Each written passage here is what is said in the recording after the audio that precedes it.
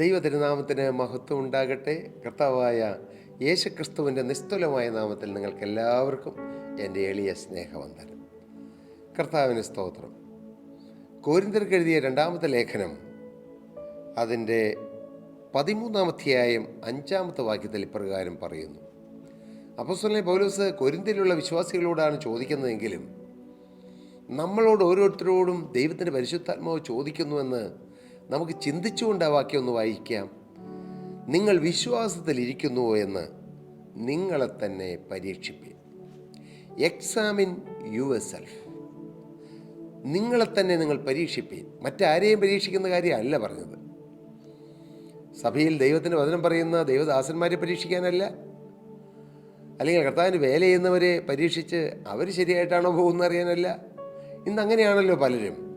സ്വന്തം ജീവിതത്തിലെ കുറ്റമിരിക്കെ മറ്റുള്ളവരെങ്ങനെയാണ്, അവരെങ്ങനെയാണ്, ഇവരെങ്ങനെയാണ്, ഭർത്താവ് എങ്ങനെയാണ്, ഭാര്യ എങ്ങനെയാണ്, അമ്മായിയമ്മ എങ്ങനെയാണ്, ഇങ്ങനെ മറ്റുള്ളവരിലേക്ക് വിരൽ ചൂണ്ടുന്ന ഒരു പ്രവണതയുടെ അതിപ്രസരമുള്ള ഒരു കാലഘട്ടമാണിത്.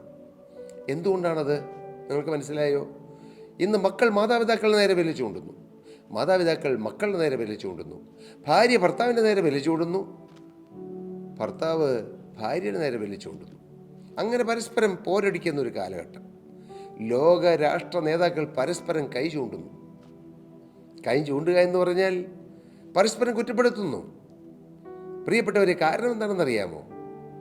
ദൈവത്തിൻ്റെ പരിശുദ്ധാത്മാവ് വേണ്ടതുപോലെ വ്യാപരിച്ചാൽ, പരിശുദ്ധാത്മാവ് വരുമ്പോൾ പാപത്തെക്കുറിച്ചും നീതിയെക്കുറിച്ചും ന്യായവിധിയെക്കുറിച്ചും ലോകത്തിന് ബോധം വരുത്തും.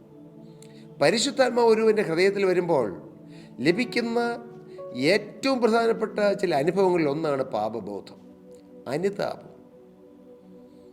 ഞാൻ ഏതുമില്ല എന്ന് കാണുവാൻ ഉള്ള ഒരു ഉൾക്കാഴ്ച. അതില്ലാത്തതുകൊണ്ടാണ് മറ്റുള്ളവരിലേക്ക് വിരൽ ചൂണ്ടുന്നത്. അതാണ് എല്ലാ കലഹത്തിനും പ്രശ്നത്തിനും കാരണം. അവനവനിലേക്ക് തിരിഞ്ഞു നോക്കി, എനിക്കെന്ത് കുറ്റമുണ്ട്, എനിക്കെന്ത് കുറവുണ്ട്, എനിക്കെന്ത് പോരായ്മയുണ്ട്, എൻ്റെ ഭാഗത്ത് എന്ത് തിരുത്താനുണ്ട്, കർത്താവേ എനിക്ക് അതിനകത്ത് എന്താണ് എൻ്റെ റോള്, എനിക്കെന്താണ് തിരുത്താനുള്ളത്. ഇങ്ങനെ ഓരോരുത്തരും ചിന്തിച്ചാലോ ലോകസമാധാനം കൊണ്ടെന്നറിയും. ലോകസമാധാനത്തിന് വേണ്ടി എന്തെല്ലാം മനുഷ്യർ ചെയ്യുന്നു, പക്ഷെ ഒന്നുകൊണ്ട് സമാധാനം കിട്ടുകയില്ല. ക്രിസ്തു വരണം, ദൈവത്തിൻ്റെ പരിശുദ്ധാത്മാവ് വരണം. പരിശുദ്ധാത്മാവ് ഒരു ഭാര്യയുടെ ഹൃദയത്തിൽ വന്നാൽ ഭാര്യ പിന്നെ ഭർത്താവിൻ്റെ കുറ്റം കാണുകയില്ല, അദ്ദേഹത്തിൻ്റെ നന്മ കാണും, നമ്മുടെ ജീവിതത്തിൽ തിരുത്താനുള്ളത് നമുക്ക് കാണും. ഇങ്ങനെ ഓരോ മേഖലകളിലും. സ്തോത്രം. അങ്ങനെ ഒരു കാലഘട്ടം നിങ്ങളൊന്ന് ചിന്തിച്ചു നോക്കൂ. അത് അത്യന്തം ശ്രേഷ്ഠകരമായൊരു കാലഘട്ടമായിരിക്കും. അവനവനെ തിരുത്തുക. ആര്? അവനവൻ തന്നെ തിരുത്തുക. അതാണ് ക്രിസ്തീയ ജീവിതത്തിൻ്റെ ഒരു ശ്രേഷ്ഠത. പരിശുദ്ധാത്മാവ് വ്യാപരിക്കുമ്പോൾ ലഭിക്കുന്ന ഭാഗ്യം അതാണ്. അപ്പോസ്തലൻ പറയുകയാണ്, നിങ്ങൾ തന്നെ ഒന്ന് ടെസ്റ്റ് ചെയ്യണം. Test yourself. എന്താണ്? Whether you be in the faith. നീ വിശ്വാസത്തിലാണോ ഇരിക്കുന്നതെന്ന് നീ പരിശോധിക്കണം. ഇല്ലേ? ചിലർ ചോദിക്കും, വിശ്വാസിയാണോ, ഫെയ്ത്തിലാണോ? ഇല്ലേ? ഇതാണ്, ഈ ചോദ്യം തന്നെയാണ് അപ്പോസ്തലൻ ചോദിക്കുന്നത്. നിങ്ങളെ തന്നെ ടെസ്റ്റ് ചെയ്യണം. ഞാനൊരു വിശ്വാസിയാണോ? എന്താണ് വിശ്വസിക്കേണ്ടത്? കർത്താവായ യേശുക്രിസ്തുവിലാണ് വിശ്വസിക്കേണ്ടത്. ദൈവത്തിൻ്റെ വചനം പറയുന്നു, കർത്താവായ യേശുവിൽ വിശ്വസിക്കുക, എന്നാൽ നീ നിൻ്റെ കുടുംബം രക്ഷ പ്രാപിക്കും. ഈ ഭൂമിയിൽ ആരിൽ വിശ്വസിച്ചാലും രക്ഷ കിട്ടുകയില്ല. യേശുവിൽ തന്നെ, യേശുവിൽ മാത്രം വിശ്വസിക്കണം. കർത്താവിന് സ്തോത്രം. വിശ്വാസത്തിലിരിക്കുന്നുവോ? ഇവിടെ പറയുന്നു, നിങ്ങൾ വിശ്വാസത്തിലിരിക്കുന്നുവോ നിങ്ങളെ തന്നെ പരീക്ഷിക്കുവീൻ, നിങ്ങളെ തന്നെ ശോധന ചെയ്യുവീൻ. എടുത്തു പറയുകയാണ്, നിങ്ങൾ പരീക്ഷിക്കണം, എക്സാമിൻ ചെയ്യണം, നിങ്ങൾ ടെസ്റ്റും ചെയ്യണം. ഇല്ലേ? രണ്ടും ഒന്നാണെന്ന് തോന്നുമെങ്കിലും അല്പാൽപ്പം വ്യത്യാസങ്ങളുണ്ട്. അല്ലേ? ടെസ്റ്റ് ചെയ്യുക, പരിശോധിക്കുക, അല്ലെ എക്സാമിൻ ചെയ്യുക. രണ്ട് രീതിയിൽ വരാം.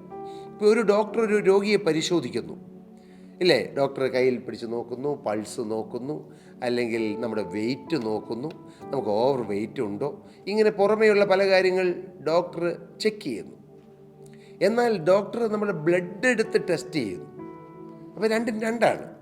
ഒന്ന് നോട്ടത്തിൽ ആ ഡോക്ടർ എക്സ്പീരിയൻസ് അനുസരിച്ച് അദ്ദേഹത്തിന് പുറമേ നോക്കുമ്പോഴുള്ളതായ ഒരു ടെസ്റ്റുണ്ട്. എന്നാൽ ഇതൊന്നുമല്ല, അദ്ദേഹമല്ല ചെയ്യുന്നത്, അദ്ദേഹം റിസൾട്ട് നോക്കുന്നേ ഉള്ളൂ. അതിന് തക്കതായ മെഷീൻ, അതിനുള്ള ടെസ്റ്റുകളെല്ലാം ബ്ലഡ് ടെസ്റ്റ്, അല്ലെങ്കിൽ മറ്റ് യൂറിൻ ടെസ്റ്റ്, സലൈവ ടെസ്റ്റ്, എന്തുമാത്രം ടെസ്റ്റുകളുണ്ട് അല്ലേ? പല പല ടെസ്റ്റുകൾ. കഫം ടെസ്റ്റ് ചെയ്യുന്നു. ദൈവത്തിന് സ്തോത്രം. ഈ ടെസ്റ്റുകൾ ചെയ്യുമ്പോഴാണ് ആ ഒരു മനുഷ്യന് എന്തെല്ലാം രോഗങ്ങളുണ്ടെന്ന് അറിയുന്നത്. ഇതുപോലെയാണ് നമ്മുടെ ആത്മീയ ജീവിതത്തിൽ. നാം പുറമെ നോക്കുമ്പോൾ വലിയ കുഴപ്പമൊന്നുമില്ലെന്നേ. എന്നെ പ്രത്യേകിച്ച് കുഴപ്പമെന്ന് പറഞ്ഞാൽ പ്രകടമായ ഒരു പാവത്തിന് പോകുന്നില്ല, മദ്യപിക്കുന്നില്ല, പുകവലിക്കുന്നില്ല, മോഷണത്തിന് പോകുന്നില്ല, വ്യഭിചാരത്തിന് പോകുന്നില്ല. നോക്കുമ്പോൾ ആകത്തുകയായിട്ട് വലിയ കുഴപ്പമില്ല. ഇതാണ് നമ്മൾ ഓരോരുത്തരും നമ്മളെക്കുറിച്ച് വിലയിരുത്തുന്നത്. ഒരു ഡോക്ടർ പുറമേ നോക്കുമ്പോൾ ഫിസിക്കലി വലിയ കുഴപ്പമില്ലെങ്കിൽ നിങ്ങളെ കണ്ടിട്ട് രോഗം തോന്നുന്നില്ലോ എന്ന് പറയുമ്പോഴും ഒരുപക്ഷെ ആ രോഗിയുടെ ഉള്ളിൽ ക്യാൻസർ ഉണ്ടാകാം, ആ രോഗിയുടെ ഉള്ളിൽ കഠിനമായ ഷുഗർ ഉണ്ടാകാം, പ്രഷർ ഉണ്ടാകാം, ചിലപ്പോൾ കൊളസ്ട്രോൾ ഉണ്ടാകാം, ട്രൈഗ്ലിസറൈഡ് കൂടുതലായിരിക്കാം. ഇങ്ങനെ നൂറ് കാര്യങ്ങൾ. ലിവർ ഫങ്ഷൻ വേണ്ടതുപോലെ ആയിരിക്കില്ല. ചിലപ്പോൾ ഫാറ്റി ലിവറായിരിക്കാം, ലിവർ സിറോസിസിലേക്ക് കടന്നിരിക്കാം. ഇങ്ങനെ 100,000 കാര്യങ്ങൾ കണ്ടുപിടിക്കുന്നത് ടെസ്റ്റുകളിലൂടെയും സ്കാനിങ്ങിലൂടെയാണ്.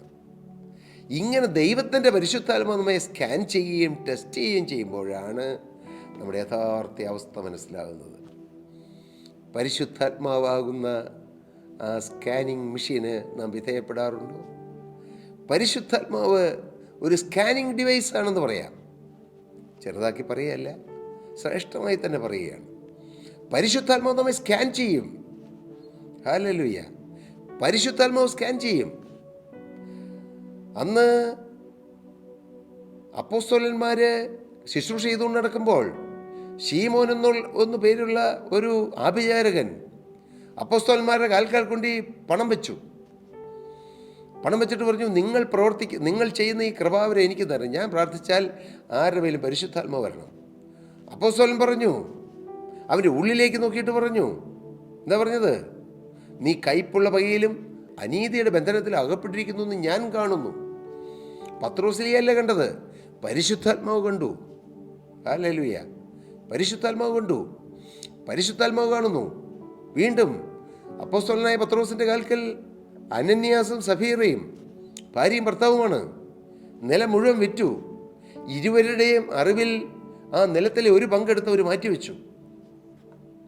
അപ്പോസ്തലൻ്റെ അടുക്കൽ വന്നപ്പോൾ അപ്പോസ്തലനല്ല, പരിശുദ്ധാത്മാവ് കണ്ടു. അപ്പോസ്തലനിലൂടെ പരിശുദ്ധാത്മാവ് സ്കാൻ ചെയ്തു. സഫീറയെ സ്കാൻ ചെയ്തപ്പോൾ കണ്ടു, വ്യാജം കാണിച്ചിരിക്കുന്നു. കർത്താവിന് സ്തോത്രം. അനന്യാസ് ആദ്യം വന്നു. അനന്യാസിനെ സ്കാൻ ചെയ്തപ്പോൾ, നീ ആ വിലയിൽ വിറ്റപ്പോൾ നിൻ്റെ ആയിരുന്നില്ലേ, വിറ്റ ശേഷവും നിൻ്റെ ആയിരുന്നില്ലേ, നീ എന്തിനത് മാറ്റിവെച്ചു? പരിശുദ്ധാത്മാവോട് വ്യാജം കാണിച്ചു എന്ന് പറഞ്ഞു. അവൻ പിഴഞ്ഞു വീണ് മരിച്ചു. ഭാര്യ വന്നു, ഭാര്യയെയും പരിശുദ്ധാത്മാവ് സ്കാൻ ചെയ്തു. എൻ്റെ പ്രിയരെ, പരിശുദ്ധാത്മാവിൻ്റെ പ്രവർത്തനങ്ങൾ നാം എത്ര ഒളിച്ചു വെച്ചാലും ഒളിഞ്ഞിരിക്കുകയില്ല. പരിശുദ്ധാത്മാവ് സ്കാൻ ചെയ്യും. ഡിസേൺമെൻറ്റ്, ആത്മാക്കളുടെ വിവേചനം, അതൊരു സ്കാനിങ് ഡിവൈസാണ്, സ്കാനിങ് കൃപാവരമാണ്. നാം പുറമേ നല്ല ചിരിക്കും സന്തോഷിക്കും, പക്ഷേ നമ്മുടെ ഉള്ളിലൂടെ കടന്നു പോകുന്ന വികാരങ്ങൾ, വിചാരങ്ങൾ, മനോഭാവങ്ങൾ, ആക്ഷൻസ്, റിയാക്ഷൻസ് എല്ലാം പരിശുദ്ധാത്മാവ് സ്കാൻ ചെയ്യും. അങ്ങനെ പറഞ്ഞു തരുമ്പോൾ, അങ്ങനെ ഏതെങ്കിലും ദൈവമക്കൾ നിങ്ങൾക്ക് പറഞ്ഞു തരുമ്പോൾ യേസ് ലോർഡ് എന്ന് പറഞ്ഞ് എളിമപ്പെട്ടുകൊള്ളണം. ഒരുപക്ഷെ നമുക്ക് മനസ്സിലായില്ലെങ്കിലും പരിശുദ്ധാത്മാവാണ് സംസാരിക്കുന്നതെന്ന് ഉറപ്പുണ്ടെങ്കിൽ നാം എളിമപ്പെട്ടാൽ നമുക്കത് വീണ്ടും അത് മനസ്സിലാക്കി തരും. നമുക്ക് പെട്ടെന്ന് മനസ്സിലാകണമെന്നില്ല, ഇല്ലേ? നമ്മുടെ ഉള്ളിൽ ഇന്ന പ്രശ്നമുണ്ടെന്ന് നമുക്ക് നോക്കുമ്പോൾ കാണാൻ പറ്റുന്നില്ല. സ്കാൻ ചെയ്യുമ്പോഴാണ്, അല്ലെങ്കിൽ ടെസ്റ്റ് ചെയ്യുമ്പോഴാണ്, ബ്ലഡ് ടെസ്റ്റ് ചെയ്യുമ്പോഴാണ് നമ്മൾ ഈ പ്രോബ്ലംസ് മനസ്സിലാക്കുന്നത്.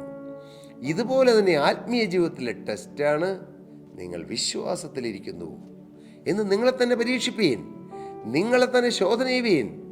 നിങ്ങൾ കൊള്ളരുതാത്തവരല്ല എന്ന് വരികയും ക്രിസ്തു നിങ്ങളിൽ വസിക്കും. നിങ്ങൾ കൊള്ളരുതാത്തവരാണെങ്കിൽ ക്രിസ്തു വസിക്കുകയില്ല. അതാണ് അതിൻ്റെ അർത്ഥം. നാം കൊള്ളരുതാത്തവരായി തീരാൻ ദൈവം ആഗ്രഹിക്കുന്നില്ല. ഏതിലും ദൈവത്തിന് പ്രയോജനമുള്ളവരായി കൊള്ളാവുന്നവരായിരിക്കാനാണ്.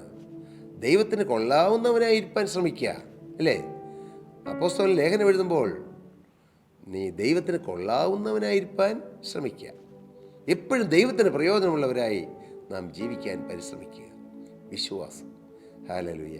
എൻ്റെ യേശു എന്നെ സ്നേഹിക്കുന്നു എന്ന വിശ്വാസം, യേശു ജീവിക്കുന്നു എന്ന വിശ്വാസം, യേശു ക്രൂശിൽ എനിക്ക് വേണ്ടി മരിച്ചു എന്ന വിശ്വാസം, യേശുവിൻ്റെ അവസാന തുള്ളി രക്തം വരെയും പാപിയായി എനിക്ക് വേണ്ടി ഊറ്റിത്തന്നു എന്ന വിശ്വാസം. ഹല്ലേലൂയ. എൻ്റെ പാപക്കറകൾ യേശുവിൻ്റെ രക്തത്താൽ കഴുകപ്പെട്ടു എന്ന വിശ്വാസം, അല്ല കഴുകപ്പെടുമെന്ന വിശ്വാസം. ഒരിക്കൽ കഴുകിത്തന്നാൽ കഴുകപ്പെട്ടു എന്ന് വിശ്വസിക്കണം.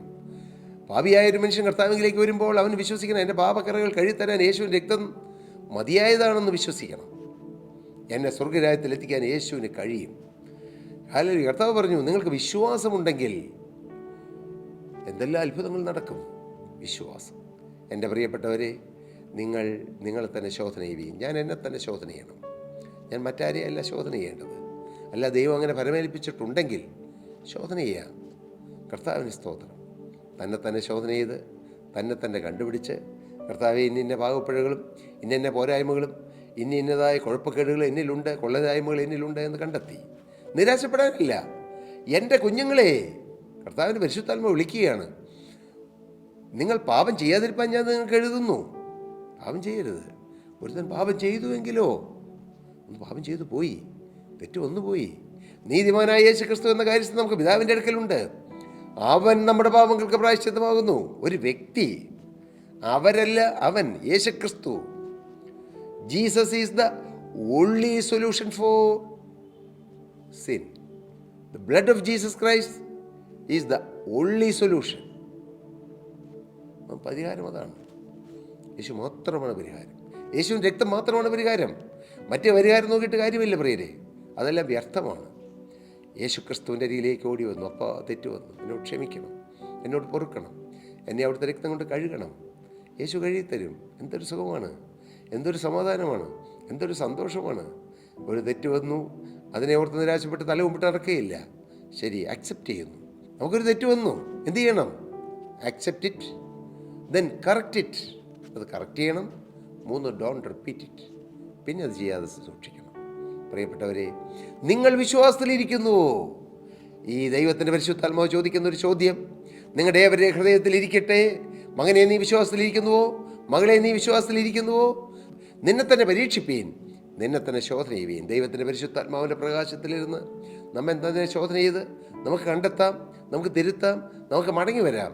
അതിന് ദൈവത്തിൻ്റെ പരിശുദ്ധാത്മാവ് ഏവരെ സഹായിക്കട്ടെ എന്ന് പ്രാർത്ഥിച്ചുകൊണ്ടും അനുഗ്രഹിച്ചുകൊണ്ടും ഞാൻ എൻ്റെ വാക്കുകൾക്ക് വിരാമം കുറിക്കുന്നു. ദൈവനാമം മഹത്വപ്പെടട്ടെ. പ്രിയ സഹോദരി സഹോദരങ്ങളെ, നിങ്ങൾക്ക് പ്രാർത്ഥനാ വിഷയങ്ങൾ ഉണ്ടോ?